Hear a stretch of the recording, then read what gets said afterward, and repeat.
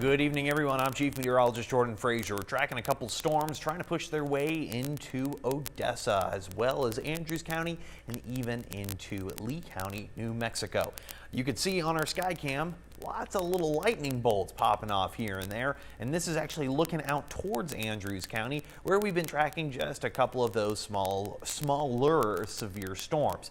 That's the good news, but of course we know how quickly conditions can change out around here. So let's just jump right into it. We're looking at some basically long-term severe events.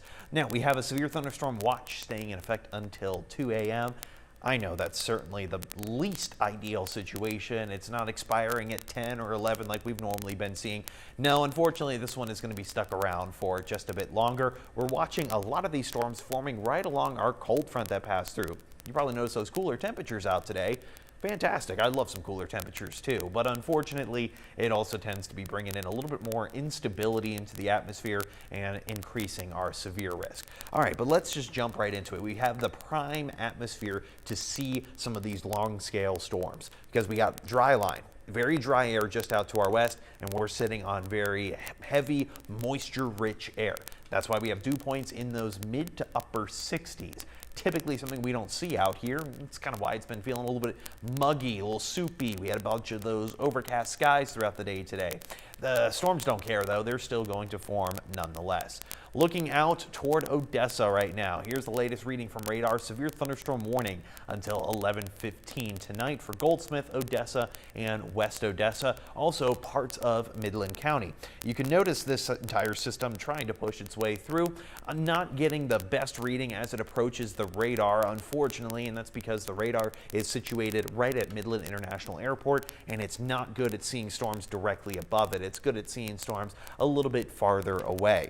Now let's move up to the north just a touch out toward Andrews County near Eunice. Not seeing any big localized impacts toward any cities, but this one is also severe thunderstorm warned until about 11:15. You know what I completely forgot?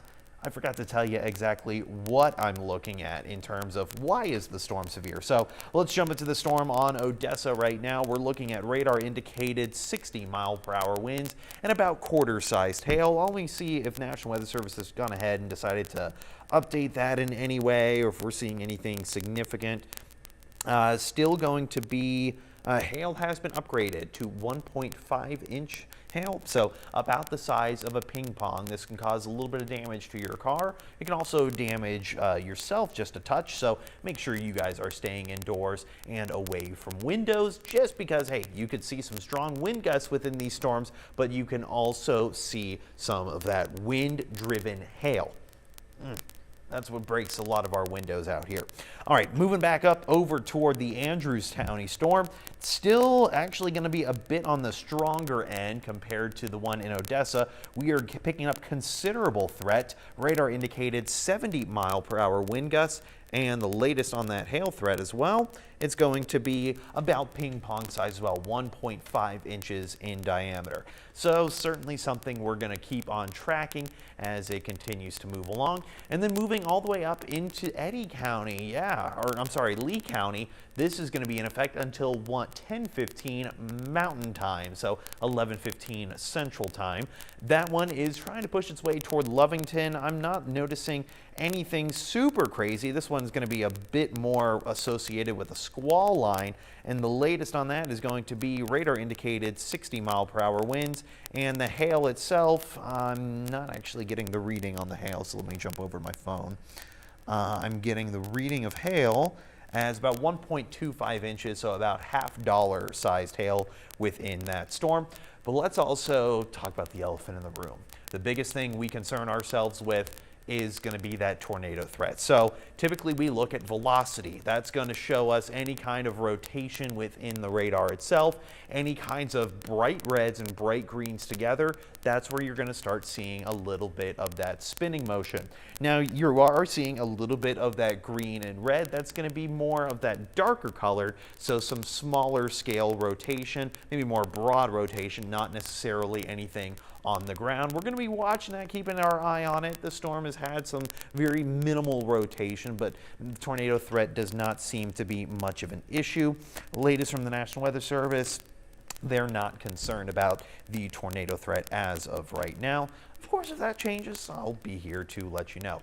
This storm in Andrews County, kind of the same way. Notice a little bit of those greens and reds together. That just indicates some very broad rotation. You might have seen pictures of those supercells lately. They tend to have some very broad rotation. That's just going to be what we call the inflow. That's all the air getting sucked up into the storm as it continues to gain strength. It takes in a lot of the moisture and the heat from the atmosphere and then creates a longer lived storm.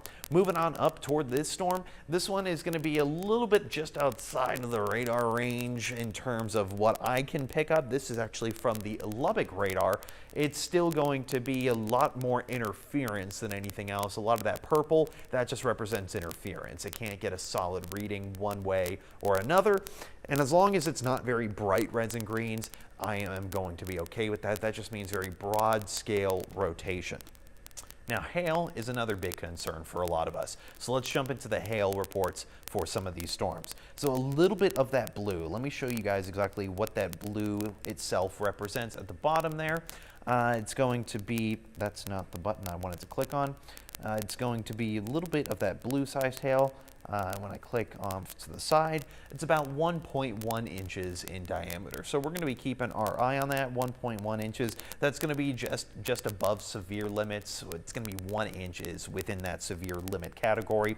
So that's moving its way into 302 and into loop 338 on the north side of Odessa. It looks like the majority of those impacts are going to be along the western side of the city. So we're going to be watching that. This one is going to be a little bit bigger in terms of hail size in Andrews County. Luckily, it's sticking to a little bit more of those rural areas, so that's fantastic, and that's kind of what we want. We want to see the least amount of localized impacts from severe storms as possible. Hail size is picking up about 1 inch in diameter within a bit of that lighter blue near the bottom. Similar kind of boat here with going to be that storm kind of pushing toward Lovington, maybe a little bit bigger. Let me go ahead and click on that darker sized hail kind of in the middle there. That's going to be about 1.3 inch diameter. So yeah, that darker blue, not necessarily the pink. That's going to be about the size of a ping pong, if not a little bit smaller. Certainly can cause some of those localized impacts. So we're going to be keeping our eye on a lot of this stuff. Latest with this storm is going to be, yep, they're continuing the severe warning in New Mexico. Actually, looks like they increased the warning all the way down to Loco Hills, New Mexico. Let's go ahead and actually jump up to radar, see what we can see on there. It's going to take a little bit for it to zoom out and load up. Yeah, so this one is going to be part of that squall line that is expected to kind of push its way in, kind of just off to the side of Artesia, on the eastern side of Artesia, kind of in between Artesia and Lovington. That's going to be for 60-mile-an-hour wind gusts and about $half sized hail, so 1.25 inches in diameter. So we're going to be keeping our eye on a couple of these storms as they continue to form and push their way across much of the region. Not seeing a whole lot actually down toward Big Lake, Ozona, El Dorado, and Sonora. They're actually seeing a little bit of those storms that were pushing out earlier today. Those storms actually pushed through Stanton and Big Spring. They had some nasty winds and some nasty sized hail. Unfortunate too, considering Big Spring is just recovering from the microburst that hit them on Sunday night. Latest report from the National Weather Service with that is going to be about 119-mile-an-hour winds. So yeah, certainly a little bit more of that activity. You want to make sure you have multiple ways to receive alerts throughout the night as we continue our coverage of these storms on our social media apps, on our 9+ app as well. Make sure you have those ready to download. You have those alerts ready to go. And even if you guys don't want to have bombard yourself with weather apps, the next